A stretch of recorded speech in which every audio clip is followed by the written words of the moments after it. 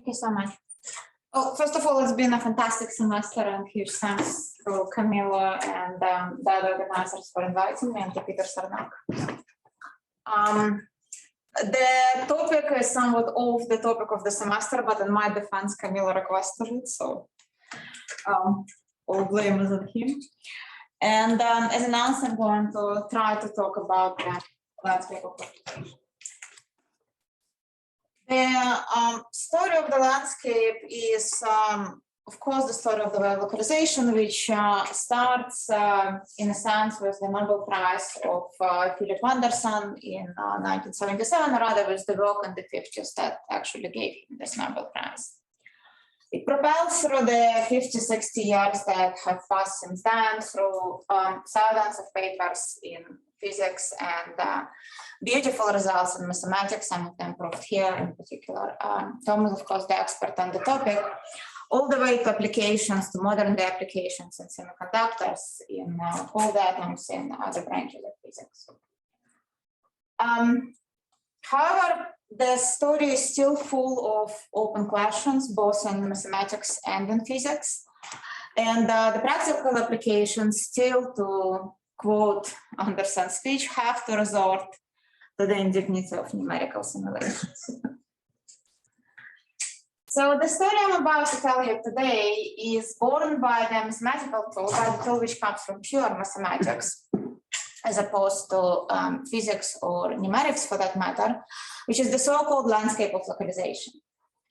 And if there is one thing that you are to retain from today's talk, is that it's a sort of mysterious black box, a mathematical transformation, which allows you to reveal an enormous amount of spectral information about the system, starting from the pattern of the exponential decay of eigenfunctions to the exact location, the shapes of the essential supports, the information about the eigenvalues, the density of states, the transport properties, all the way to other quantum observables, to Wigner function, to spectral function, to drawing density of states, to absorption for semiconductors, to many, many other properties.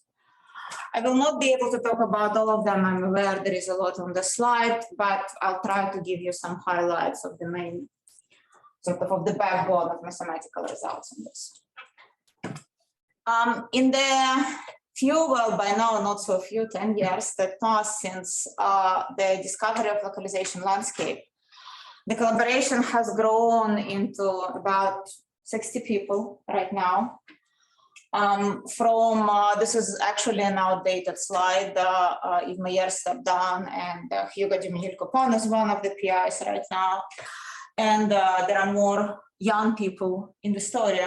But what I would like to point out is that it crosses the boundaries of physics and mathematics. There are people involved for harmonic analysis, geometric measures theory, people, TD, numerical analysis, of course, all the way to experimental physics, cold atoms, semiconductors, organic, non-organic semiconductors, and across the planet: Cambridge, MIT, Santa Barbara, Geneva, Paris, Minnesota, and I probably missed a few. So since the seminar is part of the program and program has nothing to do with localization, let me just tell you a few words of what we are talking about. The localization typically happens, it's typically a story in the presence of the disorder. And in particular here on the sample, you see the result of diagonal probe tomography. This is a real indium gallium nitride semiconductor. And you see the disorder at all possible levels: in the composition of the material, in the actual geometry of the quantum layers of the interfaces, of course, in the dielectric constant and other properties. In organic semiconductors, you see the even topological disorder as well. Now, you could say that this looks reasonably uniform from distance. What a little bit of disorder can do to a perfectly healthy LED. Well, a very simple game. You take, we're speaking of the Schrödinger equation, Laplacian plus V. Imagine no potential or constant potential for now. Of course, all eigenfunctions are sines and cosines, so all of them are uniformly distributed through the domain. You make the potential smooth. This picture is distorted, but not so much. Smooth, I mean, sort of not very complicated. In the presence of of the disordered potential, in the presence of a random potential, something dramatically different happens. This is a phenomenological change in terms of mathematics and physics. Former sines and cosines become exponents, the eigenfunctions are exponentially localized, and in terms of physics, what used to be a conductor becomes an insulating material. This, of course, is just an example of a single particle localization, again, part of the Nobel Prize of Philip Anderson. Still to this day, there are many open problems. The experimental observations are sparse and covered with controversies. The numerical, theoretical physics, mathematical results do not really match nearly. I mean, you can see here a discussion of certain critical exponents and dots in the conductors, prediction of mu equals 1/2, numerical simulations give 2/3, theoretical work predicts 1, and this is sort of a very regular situation there. And mathematical proofs, as spectacular as they are still confined to the extreme regimes, either small disorder or dimension 1 or strong potential, sort of extreme ends of the story.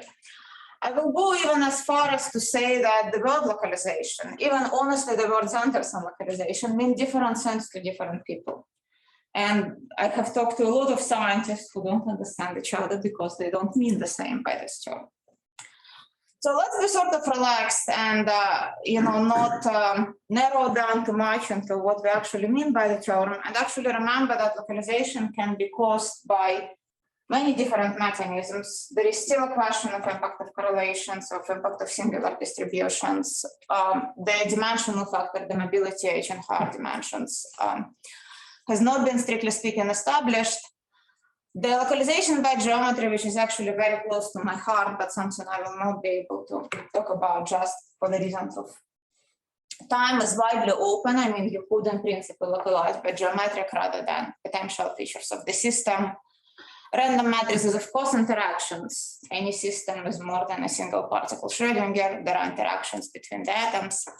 And finally, even the triggers of localization are not completely clear because, I mean, after all, randomness, which has been associated with it for years, is neither necessary nor sufficient.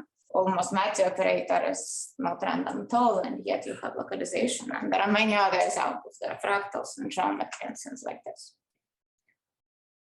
The problem of studying the behavior of waves in very naive terms goes down to the fact that they don't behave intuitively, that your intuition of looking at the system corresponds more to the behavior of particles than to the behavior of waves.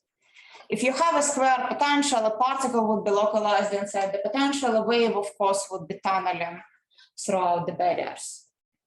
And vice versa, in principle, in the potential like this, and I will be showing these pictures a lot, so let me just say that what I mean by this picture is the potential, which is, let's say, 0 in the white or gray region, and black in the, 1 and the black one. So this is just a flip of a coin, 0, 1 potential.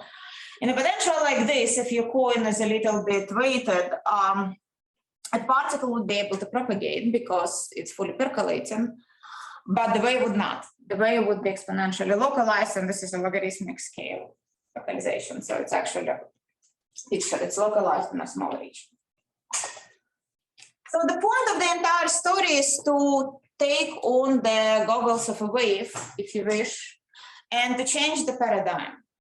When you look at the system, you see this disordered potential, the coefficients of the equation, the geometry of the domain. When a wave looks at the system, it sees something completely different. It sees this complex, intertwined, but actually perfectly ordered landscape. And the landscape tells it where the localized regions are supposed, localization regions are supposed to be. What is the pattern of the exponential decay? What are the allowable energies, and many, many other features. Set as such, it seems all too daring even to assume that such a landscape exists, and yet we claim it exists. It can be computed mathematically and physically, and it can be used to not only understand what happens in the localizing situations, but to be able to create new phenomena, to be able to create new materials, to be able to stop fighting localization and use localization. Because anything that powerful can be used for the good in the end of the day. So I'll try to run you through 3 slides of what in principle can happen, and then go into the mathematical details and just a few issues here, whatever I managed to do within the allowable time. So first of all, the landscape is a solution to H equals 1. H is your Hamiltonian in the system. Let's say if we're speaking of a single particle Schrödinger Laplacian plus V. Instead of solving for the eigenvalue problem, which is Hpc equals Epc, of which there is strictly speaking an infinite number, because there is an infinite number of eigenvalues, you're solving one equation, elliptic equation, H equals 1. Make sure that H is a positive operator. If the equation is elliptic, it has a unique solution. And this solution we will be calling landscape. It turns out that the values born by the landscape don't, be obsessed for now. What I mean by the word of values, just treat the landscape, as a map. And, in some sense, you take the map of the values out of it. The values born by the landscape show exactly in linear scale where the eigenfunctions are supposed to sit. Furthermore, the landscape gives, so this is more or less the first inequality here.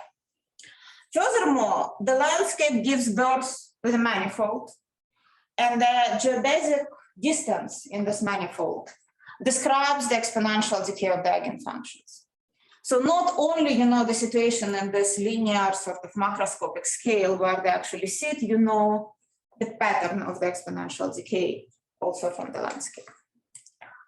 What's more is the depths of the wells created by landscape. And by the way, I should mention that most of the properties are actually governed by 1 over u as opposed to u. So this is a nonlinear mechanism, as it should be in the spectral problems. And I'll be, from time to time, I'll call 1 over u the effective potential for the reasons that you will detect soon. Anyway, the depth of the wells, the minimum of 1 over u, the depth of the wells of the effective potential predicts the energy levels. At least at the bottom of the spectrum, the prediction is astonishing and depends on the dimension only. It does not actually depend on the potential at hand. And here you see a correspondence, it's pretty much on the nose. Furthermore, if you plug in, if you use the symplectic volume considerations and you create an analog of the while law based on the landscape, not only you can describe the spectrum at the bottom, you can describe the spectrum throughout the entire range of energies for the entire integrated density of states. It further gives the transport properties. Using it in certain interaction integrals, you can describe the transport within the system, the actual transport map. And finally, and this is sort of still the most miraculous to me as a mathematician, and there are many open problems here, it predicts it basically predicts the Wigner functions. It predicts the location of eigenfunctions in the phase space, and as a result, it can be used to predict all quantum observables. Hopefully, we have checked on some quantum observables for now. So in particular, it gives you the contour lines of the Wigner function. It predicts the spectral function. We'll talk about this much more. It gives you absorption, joint density of states and bulk semiconductors, and a number of other things. So now I'll concentrate on what has actually been proved in the entire story, but this is sort of a partial summary of the existing results. All right, so first of all, as I mentioned, the key player is not u, it's 1 over u. You take your Hamiltonian H, you solve for HU equals 1. And a certain conjugation of your original equation gives birth to a new equation, which is, I insist, equivalent. This is the same eigenvalues, this is the same eigenfunctions.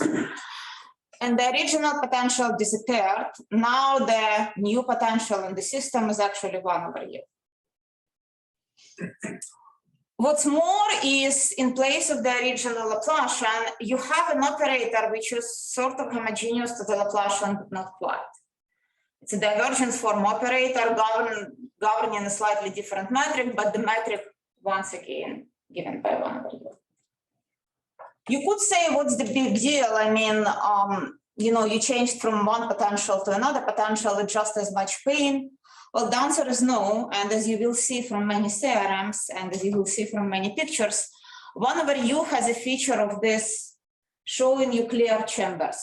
As you can see in this is 3D, this is 2D. It has the structure of wells and walls, and it allows to translate some of the interferential mechanisms into, I would say, fake confinement mechanism, into some illusion of the confinement as seen from the point of view of waves. But most importantly, it actually shows you exponentials. Sorry, you probably said it, but I was just thinking about what you're saying. What is H? It's the Hamiltonian, so here it's Laplacian plus V. Okay, so it's the operator on the left. But generally, yeah, I keep, and sometimes it's L.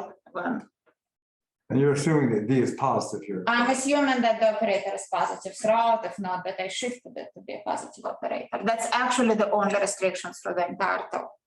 The presence or absence of localization affects zero theorems through what I'm about to say, but D is positive. Or the entire operator is positive, rather. I guess I'm a bit confused about the generality with which you're making claims. Let's do the theorems, and then you'll see the careful restrictions in every theorem. I mean, for now, it is. Now you're just stating a mathematical theorem about a Schrodinger operator with no randomness built in anyway. Absolutely. Well, except that U is kind of the expected exit time from a point in the potential, right? Yes. I have never managed to use this, but it is. So you're normalizing kind of as the local problem. Yes. Yes. Another point of view on this, which is sort of, I mean, because the divergence form term is not exactly related to the manifold D, which is written in that dimension. So this is actually the way Terry Tao likes to write these things. And honestly, I never managed to use it, but it's a good intuition, is that you can raise the dimension and then you consider the initial manifold, across the torus, and then that one in the metric of U squared dg d theta, your leading term is really the Laplace-Beltrami operator. So if you wish to view it as the Laplace-Beltrami in the something born by the landscape, which is this thing born by the landscape, plus 1/u, which is also possible, at the expense of raising the dimension. Once again, it actually didn't enter any theorems, but it is a good intuitive point of view if you wish to think in these terms. So what's the statement in this last slide? Well, the only statement here is that, I mean, it slightly annoys me that there is this term here, which is not strictly speaking Laplace-Beltrami of anything, as written here. Okay. So And the point here is that if you are raising the dimension and you work on the initial manifold cross the torus, this is truly Laplace-Beltrami plus 1/u. So you can write it as, which yet again does not, it depends on which theorems you want to prove from there. And it makes sense tricky because there is this additional dimension in which nothing happens. So, it actually messes up localization properties intuitively. But it gives you a clear picture of manifold. Here. That is in the cases when this is how. So with that theorem number 1, you start with any, so now I'm, honestly stating theorem, so the restrictions are actually there. You start with d y grad plus v. A is bounded measurable elliptic, nothing else. V is a positive potential, non-degenerate, not completely degenerate one, so not 0 everywhere, but other than this, anything you want it to be. On the compact C1 manifold with the localization, a lack of thereof, basically. I mean, again, I'm not making any restriction. other than the solution to which u equals 1 exists, which in particular means that v is not identically degenerate, but nothing else, nothing else. We look at 1 over u. For example, this is the map of 1 over u. Cut it at the level of energy lambda that you care about. Consider the metric, the distance borne by this manifold 1 over u minus lambda, and prove that the eigenfunctions basically behave as exponents e to minus rho in this metric. In other words, the eigenfunction is exponentially decaying across the barriers of 1 over u in this very precise terms. The actual theorem is in L2, or rather in Sobolev space. This is by necessity, and this generality the eigenfunctions are not at infinity. But morally speaking, you can take it as eigenfunctions behave as e to the power minus rho in this metric. You could say, well, you are actually proving an upper bound. True, I'm proving the finiteness of this integral, so in all honesty, even morally, it's an upper bound. So how precise is this? Well, this is one of the examples. This is the potential. This is the logarithm of an eigenfunction. So it's Let me go back to the previous slide for a second. So I don't. So you're in a compact manifold. So what do you mean by exponential decay? Exactly this. I mean that. Just that weight. I mean that the integral exponentially weighted is finite. This is finite because So V is is this finite. going to be uniform in the size of the manifold? Yes. So, but this. But you don't know what u looks like. I don't know what U looks like. All I'm saying is that whatever U does, the metric, the distance given by 1 over U, if it's interesting, gives exponential decay in this metric. So that's the metric. So you have. This is the geodesic metric in the manifold 1 over U minus lambda, just that. It's a fancy writing because I have A here, so it's somewhat messed, I have to be more careful. I have an initial manifold. But this is the geodesic distance in the manifold born 1 over U minus lambda. You are right, I'm proving this independently of the size of the manifold. That's the point of the exercise. Wait a minute, sorry, you've upped the dimension, but you don't have a derivative. No, I didn't up the dimension. That was just, in the saying that you could, and I never used it actually. I think what Tom, and usually Anderson localization refers to R3 and localized states on that non-compact space. So that's why. I fully agree with you. This is not emphatically the proof of Anderson localization.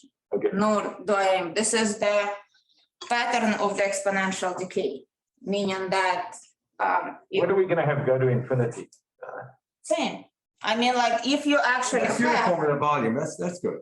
that's yeah. I mean, like you just send the volume to infinity as long as this stays finite. Okay. Fine. So can you, I mean, if you wanted to apply this in particular cases, can you use this to get a proof or? We could, but it would be kind of the same proof because that and devised from here, because if you just care about the fact of the proof of the Anderson localization, you still have to analyze the resonances and the probability of resonances now in this new metric.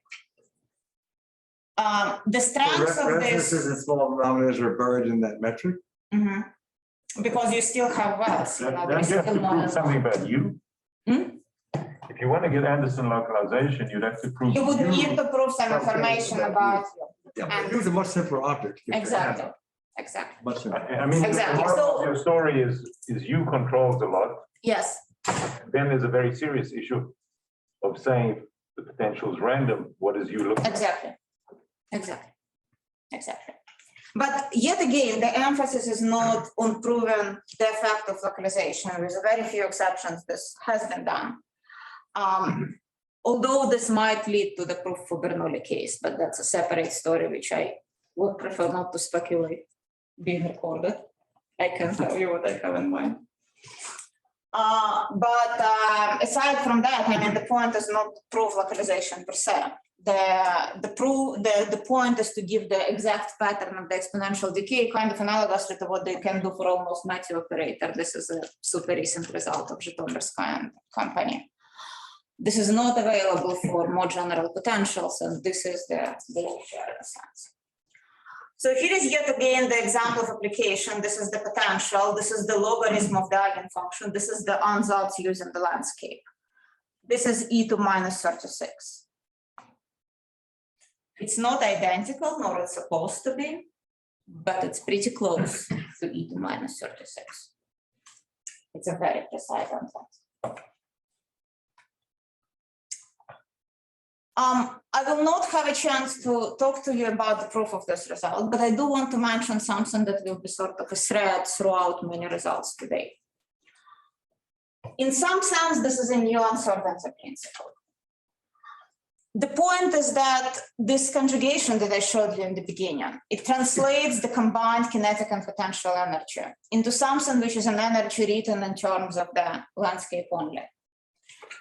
And the big point is that at least for low energy eigenfunctions, and there is something going on more complicated for higher energies, but at least for low energy eigenfunctions, this is very small. So the entire kinetic and potential energy is fully encaptured in 1/u.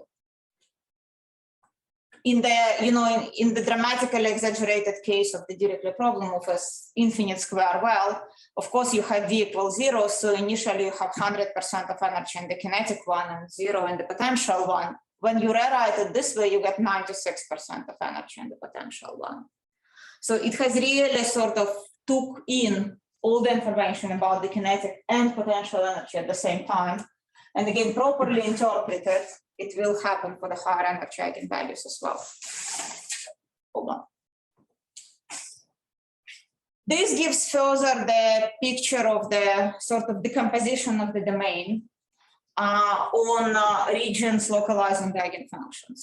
I will essentially skip this, but you can get this values taken off from the network of U, and then the eigenfunctions basically sit. No, I Exactly, don't understand. the values. If you go back to the previous slide, I don't understand. Okay, that's your potential. Sorry, no, Yeah. no, There. the pictures, yeah. Yes. That's. This is my potential. Okay. This is solution to Yeah, issue and then what equals is this 1. one on the right? The thing on the right is something that we call the values. And again, don't dwell on the exact definition yet. Just think of this as values in the geographical sense. I mean, if this is the landscape, these are the values where the river goes. It's what? Oh, it's the valleys. It's really the values. I mean, like And what's the different color scheme mean? depths. Okay. And the depth matters because as you raise the energy, your river can go higher. Other boundary, are you on the torus? These ones I sent periodic, and truth it doesn't matter. I mean, all I need is to be able to solve it Q equals 1, which is always true for non-degenerate V. So we can do it with directly or Neumann or periodic boundary conditions. And what is this picture using? The picture is probably periodic.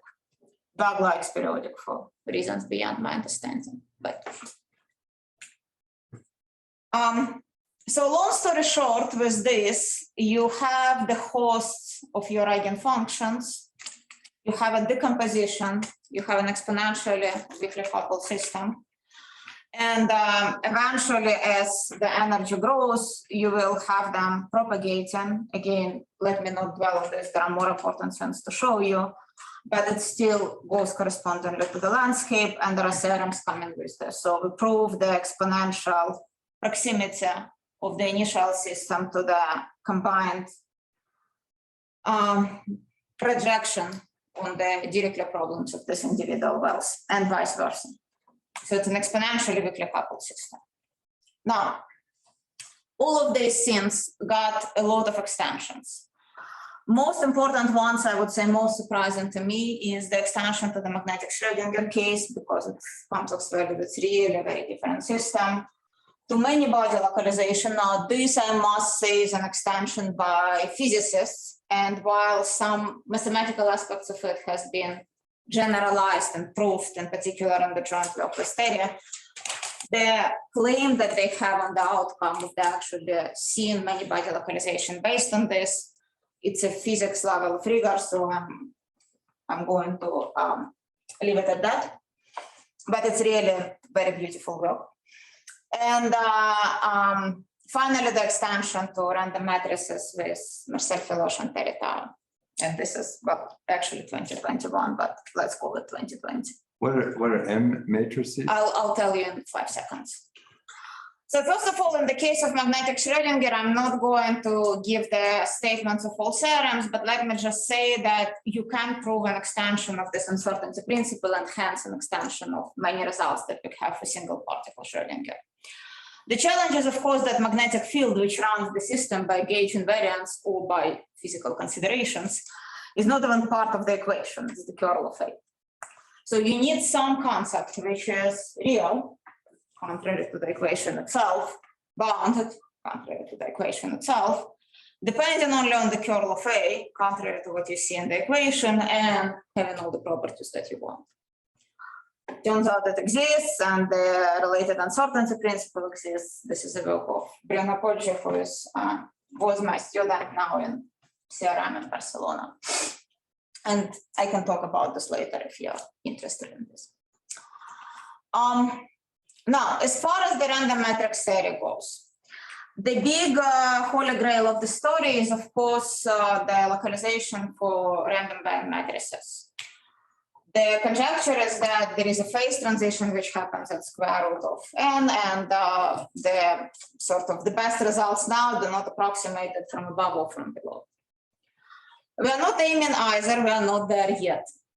But the results that, that we do have the analogs of the results showing the exponential decay in some sense, analogous to what I showed you before, together with the square root sort of appearing in the appropriate place, although some sense are yet to be proved there. Many things are yet to be proved there. So let me show you the statement, and then I'll let you ask the rest of your questions. So first of all, what is an M matrix? In my world, it's a matrix with negative of diagonal eigenvalues, of diagonal values and positive eigenvalues. Basically, it's any matrix which comes from the transition matrix in the statistical physics. So if you have microstates and you have a certain probability to jump between them, you are led to the generalization of a weighted Laplacian on the graph, or generalization of a weighted Schrödinger on the graph. Of course, Schrödinger itself, many-body Schrödinger viewed through the Fock space and this Pascal-Leiner-Altshuler mechanism, whatever you want as part of this.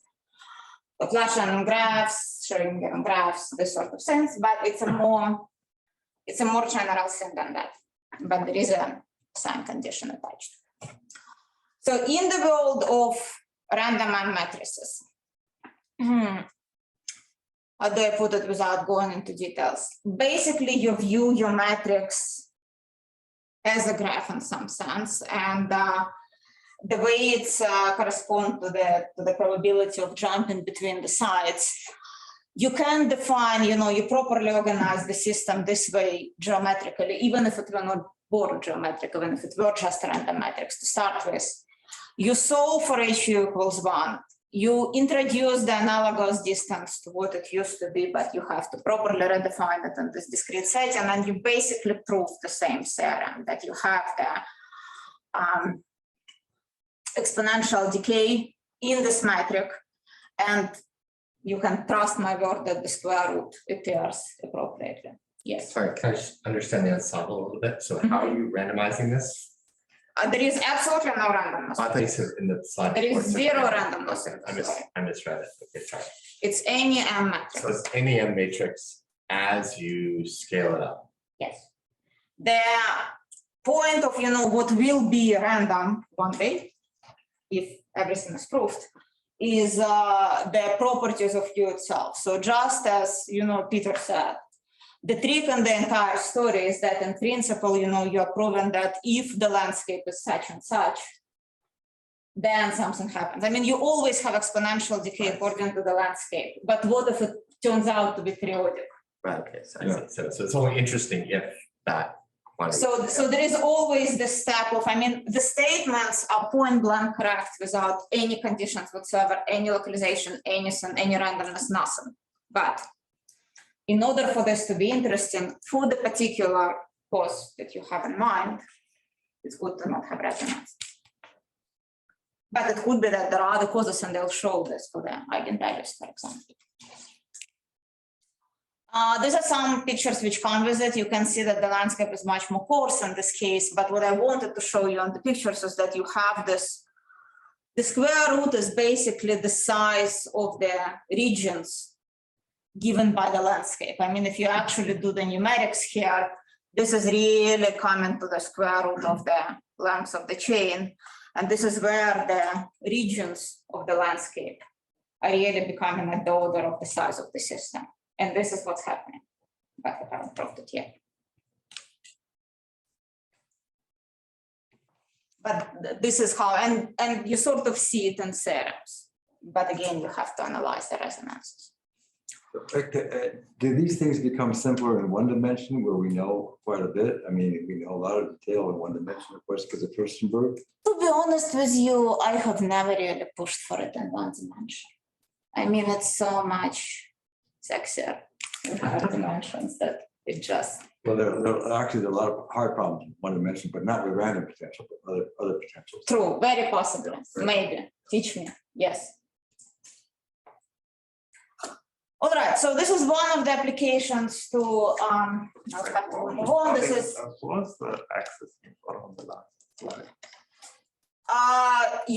So keep in mind that the fact that it's an M matrix actually tells you a little bit about the order of things. So you view it as a matrix of, like you associate to this as geometric manifold, which gives you some ordering on the elements in some sense, and that's the axis.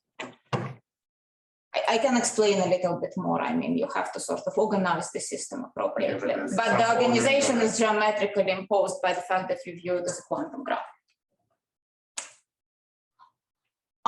So this is one of the applications. I won't go there to the scaffolding. You sort of can use it in particular to analyze enzymatic activity of proteins. On 95% of sites, you basically get 50% probability to pinpoint the right one. It's a beautiful work with people who do molecular biology. So how is this related? I mean, so This is a random matrix. This is I mean, this really, I mean, the way this so is. you're looking at quantum fluctuations of the molecules? Yes. There? Is that what it is? Yes. And you view it as a system of bits and nodes. The way it's modeled is as a system of bits and nodes. And so what do you look for when Hotspots Oh, of you're looking at enzymatic activity. You look where it's with what? hotspots of enzymatic activity. So where the actually, and basically it pinpoints at this, at Planck strength. You mean where the fluctuation in the molecule is highest, or is that correct? Yeah. So I can, I'll be happy to talk more about this. This is really one of the applications. But with that, let me go to eigenvalues because time is running. And I promise you to analyze the spectrum as well. So far, we talked about X, the spatial information. There is also a lot of spectral information and probably more interesting spectral information contained in the landscape. Observation number one. It lives at the bottom of the spectrum, and I'll tell you exactly what I mean by that. Minima of 1 over u are simply multiples of the eigenvalues, give or take. Don't try to guess why. I don't think you will manage. I don't know. Before proving the theorems, I mean, I couldn't possibly view it very intuitively. I mean, aside from the considerations that I gave you already.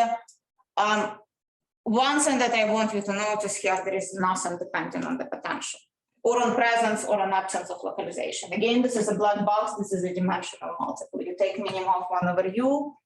You gain all the information about that. So it's a J minimum. So you have many minimums.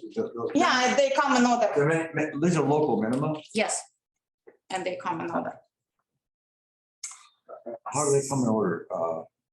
Just You got a two-dimensional. yeah, I just ordered them by depth. By the depth. Okay. So the first one is where the first eigenvalue function will be, and so on and so forth.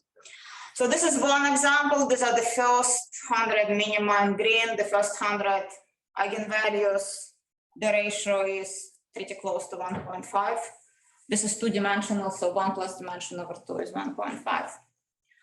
A very different potential, nothing to do with the previous one. It's heavily correlated. This is coming from cold atoms. The previous one was one of the standard, probably uniform potentials. Very different picture of minimum of 1 over u, very different picture of eigenvalues. Ratio is pretty close to 1.52. This is large scale computations now in dimension 1, density of states, histogram of minima. You can superimpose yourself. It's pretty close. Now, this is about the bottom of the spectrum in which sense? Well, on a finite domain, there is a finite number of minima, and they have displayed them all, by the way. Maybe half, I mean, that was about 100, I think 200 minima, they were in the domain. And there is an infinite number of eigenvalues, and of course, the situation persists. So you would say maybe it's all about the bottom of the spectrum. Well, no. Let's consider the entire spectrum. Basically, the only known approach to be able to estimate for Schrödinger a good chunk of the spectrum for a general potential is, of course, the while law. You use the symplectic considerations, you look at the volume in the phase space, and what you expect is that the volume in the phase space, which is c squared plus k, I'm sorry, this is stolen from physicists, so the notation is horrible. But this is the traditional, symplectic volume, c squared plus 3 less or equal than e, gives you asymptotically, as eigenvalue goes to infinity, the approximation of the integrated density of states. It's not true, not asymptotically. It basically cannot possibly be true at the bottom for random potentials because, phenomenologically, because the behavior of the spectrum near zero for a random potential is exponential, and this volume would give you polynomial behavior. It's a volume. So it's off by a factor of infinity. Yet, if you change v to 1 over u, so this is one of your random potentials. In blue is the truth. So the truth is the number of eigenvalues less or equal than mu. This is integrated density of states. It's a step function. Every time you encounter an eigenvalue, you raise it by 1. In green is the classical while law. It will coincide as while has promised at infinity, but not right off. In red is the while law if you simply put 1 over u in place of v. Same for Bernoulli potential. Green is the classical while law. Red is the 1 over u1. No localization, periodic potential. Green is the classical while law. Parenthetically, it doesn't see the difference between random and not random because it just counts how much potential you have. In red is what's given with the landscape. What's going on? So this relation that you were explaining earlier about the eigenvalues being bounded by this constant times the minimum, is that something you can prove, or is that? I'm about to do that. If you were years forward after the question and a lot of suffering, yes. To an extent, so I'll explain you exactly what. So we have these two observations. You are a mathematician, you want to prove it, what do you do? The problem is that every existing proved fact in this context, in this generality, is asymptotic. While is asymptotic at infinity, it's not true at zero, not only for random potentials, it's not true for coupled harmonic oscillator, it's not true ever. I mean, okay, I'm exaggerating, but it's really bad at the bottom. I mean, for what it's worth, even looking at c squared plus v less or equal than lambda, you can see that oscillations of potential at the scale lambda to minus 1/2 will kill you while law necessarily. This was somewhat helped by the Pfefferman-Fung uncertainty principle. This was a huge advancement that produced a slightly different, a very different concept, which gave a different version of the while law with a certain more careful estimate of oscillations of the potential. It had far-ranging applications to stability of matter, to many other issues actually, but it's still, not nearly, it still gives you polynomial rather than exponential result for random potentials, for example, so it still has its limitations. And then, of course, as everybody who does random potentials know that Lifshitz-Taylor estimates at the bottom of the spectrum, But then again, now you are only applicable to random potentials because it's only true for random potentials, and it's asymptotic again. So what do we do? And this, by the way, if any of this you take as a literal conjecture, it's also not true. You know, it looks very close, but you can do the counterexamples, so I did the counterexamples. So what's happening? Theorem. It turns out that the right object is not the value and not the multiple of the minima per se. It is, however, born by minima of 1 over u. It's a counting function born by the landscape. So what you do, you solve for h equals 1. There are, I insist, no restrictions on the underlying potential. The operator has to be positive, so you have shifted to be positive. Otherwise, there are no restrictions on the underlying potential. Localize or not, I don't care. Finite, infinite, whatever you want it to be. You solve for h equals 1. You chop your space into cubes of size 1 over square root of lambda. This is the correct scaling at the energy lambda. You count the number of the cubes where the minimum of 1 over u is less equal than lambda. This is now the minimum on the cube, not the local minimum. Well, it can also happen to be the local minimum, but the difference is that there is a finite number of local minima. Of these, there are as many as there are the cubes. So as you raise lambda, you have more and more cubes. You have more and more cubes in which the minimum of 1 over u is less than lambda. And long story short with that, you can prove that independently of the eigenvalue, independently on the natural potential, independently on anything whatsoever, on any norms, on the size of the domain, on anything else. Integrated density of states is bounded from above and below by this counting function with constants which are just dimensional. So there are two-dimensional. There is in principle in the full generality a polynomial correction, but for all practical purposes, this holds in all examples I have seen.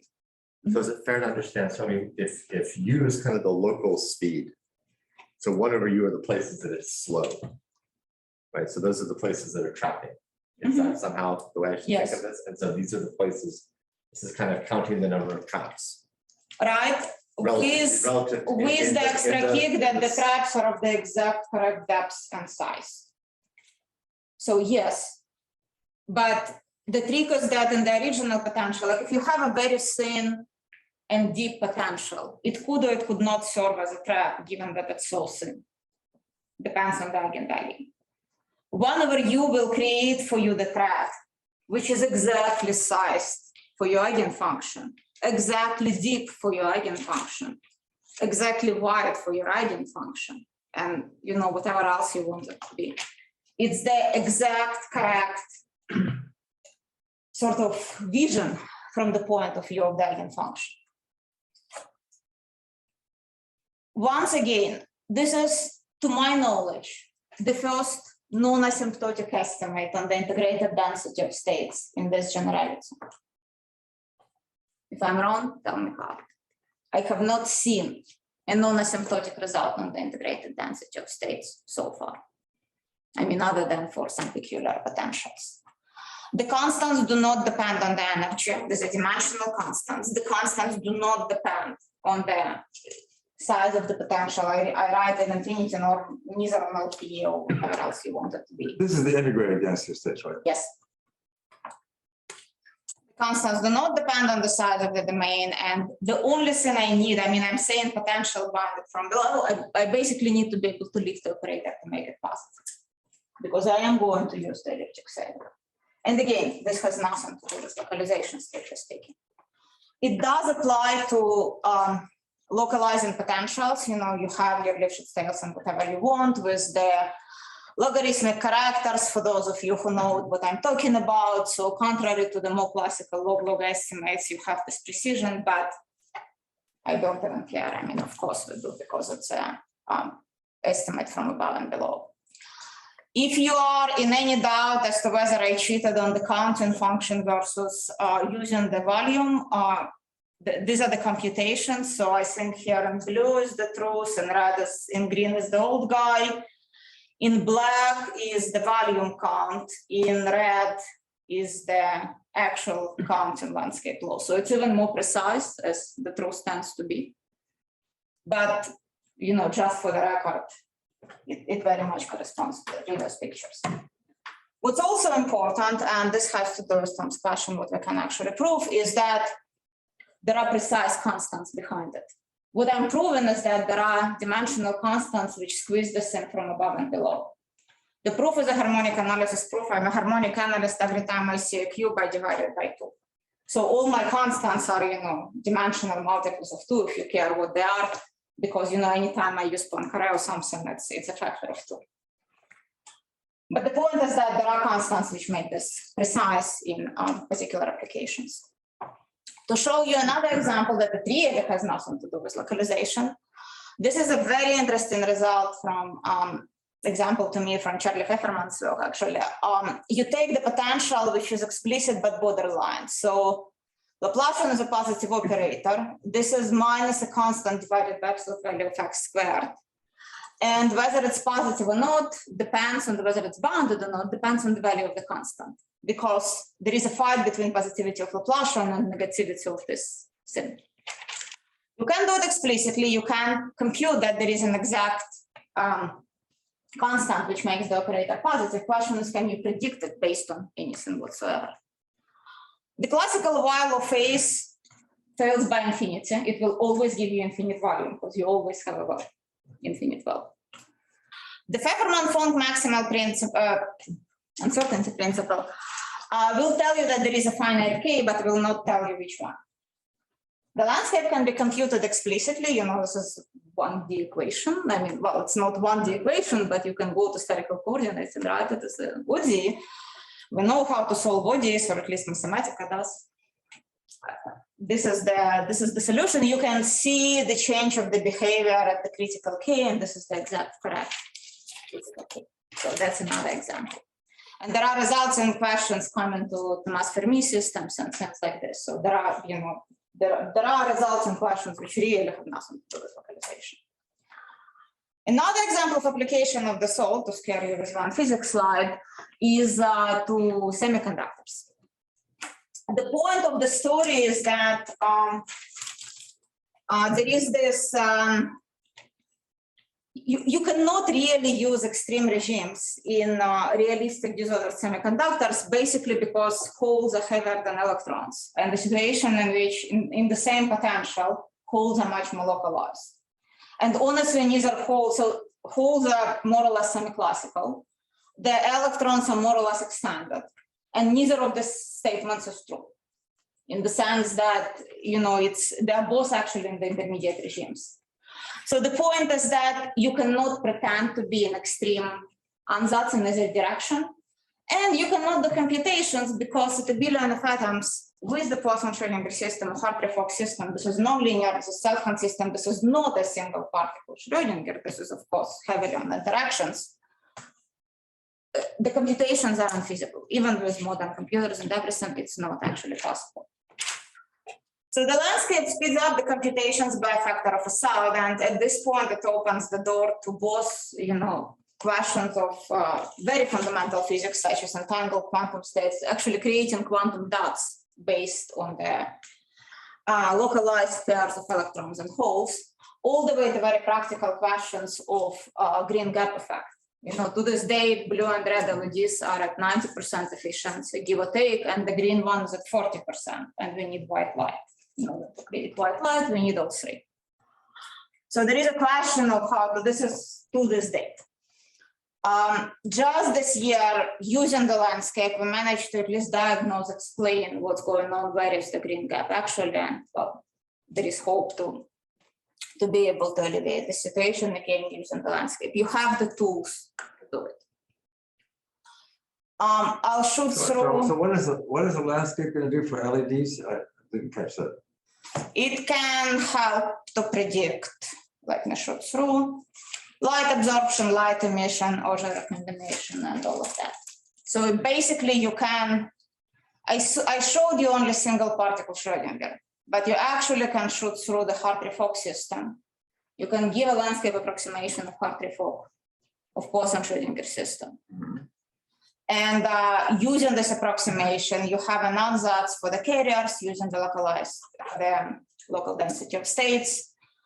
You can use, you create landscape for holes, landscape for electrons, superimpose, you get light absorption, light emission, and other things. Again, I'll be happy to talk about this. This is like 7 papers forward from there. And there are mathematical results with this. This is really beautiful work actually of our postdocs. Lucian is David Jerrison's postdoc, where one is Doug Arnoldson and Siobhan Jean is mine. And this is at least the first step of explanation of what's happening in the Hartree-Fock system, which has just appeared. Can I have 5 more minutes to kill you? It's an hour. It's an hour. Okay, then even more. Well, no, even more now. It's 5 minutes exactly. I'll try. So 2 things I want to go through very fast. One, of course, I will not show you proofs, but I do want to insist that the landscape law is harmonic analysis and electric theory, not mathematical physics. In one direction, you look for a space of codimension n such that you have an approximate estimate, you chop into your cubes, you define the space based on your cubes, you take functions which are zeros in average on these cubes. For cubes not in your family, you use the uncertainty principle that I talked to you about. In the other direction, you use Poincare. More interesting, perhaps, and where this mysterious one comes to the right-hand side. We managed to prove that the landscape has the exact correct oscillations for the spectral problems, because over and over again, the equation H=1 makes 0 sense for any physicist, I can tell you. It does for a mathematician. It's a very pleasing equation to me personally. It makes 0 sense for the Schrödinger system to any physicist. So why 1? Well, based on the Georgian Nash-Moser theory, if you really work it through, you manage to show that this gives you the exact correct oscillations, and this is actually what works. This story of minima of 1/u and how it compares to averages and how it compares to oscillations and how it compares to spectrum, everything, somehow this 1 is what gives you the correct homogeneity. It had to be 1 on the right-hand side.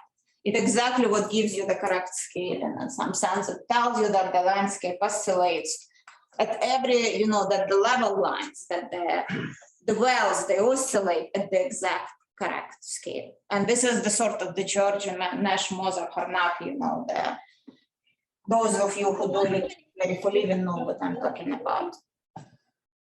Yes. Does the one have anything? It's probability, so it's probabilistic because quantum mechanics, so it's maximum. Right? It's not a probabilistic argument, and it's not, there is no probabilistic assumption, there is no probability in this theorem. So how did you get to LU=1? Is it just random? Did you just pick one? Like, why not 1/2? A very long story, and I have 3 minutes, so I'll be happy to tell, but not now. Okay. But it is the correct. It is the correct. If you're on a Riemannian manifold and you're not looking at the Blessing plus potential, would be a different function on the right? Well, that's the problem that I still don't know. That's why I'm talking to you. I still don't know what it would be if it were a Riemannian manifold without any potential, but I know that 1 gives the correct scale of oscillation. It is the expected time to leave. It is the expected time to live. I mean, if it's. Yeah, but why does it have to be constant? No, if they sort of. And then it gives the time scale. But it's really the one which gives you the correct constants. Like you do. You might expect that maybe it should be different at different parts depending on something. But it will, okay. It will be something Depending on the yellow. volume, your local oscillations. But the point is that it And gives. side of no, we agree, use. Yeah, so let's talk after, but the point is that it gives the correct scale of oscillations. One last thing I want to show you before we all leave, and I will spill over by 1 minute, and I apologize. But I think it's important, it's curious, and I actually want to, it's an open question to the audience in some sense. Now that you know that the landscape describes X space and the landscape describes the energy space, now you become greedy. Maybe it describes it all. Maybe it can be used to predict all quantum observables. Maybe it can describe the phase space. Maybe it can give a decomposition of the phase space. Maybe it knows it all. What exactly does it mean in terms of mathematics? Well, let's look in particular through the Wigner-Weil formalism. You know where is the eigenfunction in X space? It's xi of x squared if you want to draw it. If you ask yourself where is the quantum wave in a in momentum space, you take Fourier transform and you draw the square of the Fourier transform, the absolute value of Fourier transform. Problem is that's not easy to visualize by itself, and visualizing both at the same time is virtually impossible. So this is where Wigner function comes in place. This is if you want the probability distribution of an eigenfunction in phase space, not quite, because it's not even necessarily positive, but very close to that. And it gives you on the projection, on the average in K, it gives you the space location, on the average in X, it gives you the K location, the momentum location. And the very important point, it decomposes the space in the sense that if two eigenfunctions are orthogonal, as they are, then the two Wigner functions are orthogonal as well. Using this mechanism and using the Weil transform, which is, a symbol, Weil symbol of your operator, you can write any quantum observable, average of any quantum observable as an integral of Wigner function against the symbol. I'm very sure that I know I'm speeding up, but I'll do it anyway. Using this information, you can write the distribution of energy, which is, of course, this, and the holy grail of the entire story is to be able to write PDF of E. If you could, you would gain your access to quantum mechanics. Problem is, while these two integrals are equal, so you can rewrite your distribution of energy on, with the Weil symbol and everything as such an integral. Problem is the fact that two integrals are equal does not mean that the two integrands are equal, and they're not, because otherwise the Weil law would be toppled, and that's not true. So what's going on here, and how can you help? Conjecture, and this is, has been proposed by Marcel Filoche, and it's at the level of physical rigor, and they claim it's wrong, but there is something right behind it. Is that, again, blindly substituting V by 1 over U, you can give an approximation of PDF. Example. You take Wigner functions at a certain level. So what you're looking right now, you're looking at the view of an eigenfunction in the phase space. In blue and red are the true Wigner functions of eigenfunctions. Low and high energy, just so that you don't grill me on whether this is at the bottom of the spectrum, it's not. In black are the contour lines given by K squared plus 1 over U. The point is that the black lines do predict where the eigenfunctions are in phase space. Question, what does, maybe the original potential did already. Well, this is the original potential, this is 1 over U, this is the original potential, this is 1 over U. This is exactly the point which I'm proving when I'm proving the landscape law. The oscillations are at the correct scale. Whether or not V had oscillations, you can see how different, not only pinpoint something wrong, but the oscillations are totally off in both cases. This is for original V, this is for original V. 1 over U oscillates at the correct scale, and that's due to that one on the right-hand side somehow. And this is what gives proof to the landscape law. Fast forward, this is the work with cold atoms people on the spectral function, which I should mention. So it's Alana Spe's group, Alana Spe, Dominique Delan, Marcel Filoche, Pierre Pelletier, and some Joes, people who do experiments with cold atoms. What they can actually experimentally measure is the so-called spectral function. Spectral function is basically the imprint of your wave on your system, meaning that you take e to ikx. K is actually e to ikx in disguise. Again, forgive the physical notation, don't believe your eyes. So you take e to ikx, you take the plane wave, you shoot it through, you look at the projections on your eigenfunctions times the delta function of energy. So it tells you how much of a plane wave at a given energy there is in your system. That's more or less what the spectral function is. Fast forward many results. Let me show you this slide. So in green is the landscape prediction, in red is the reality, experimental reality. In blue is the error, in green, this is large potential, this is small potential, so these are exactly two opposite regimes. This is more or less semi-classical, so maybe you could do it with the original Fourier transform methods. This does not even have any other predictors than the landscape. 2 observations. This is very close. It doesn't look on top of it, but it's very close given the complexity of the system. Observation number 2, the error looks deterministic. It's not a white noise. So there is somewhere the second term of the expansion, which we don't know about yet. 2 million questions here. To start with, there's Wigner functions, there should be a conjecture there should be a theorem, which I don't see just yet. 2, if you go with this c² + 1 over u, there is certainly a second term expansion, which I don't see just yet. And this is the ideal physicist, they are looking for the second term expansion. 3, I suspect there is another calculus. You know, the Wigner-Weyl business is born for Fourier transform. This is not the Fourier transform mechanisms. There must be another calculus somewhere behind it, but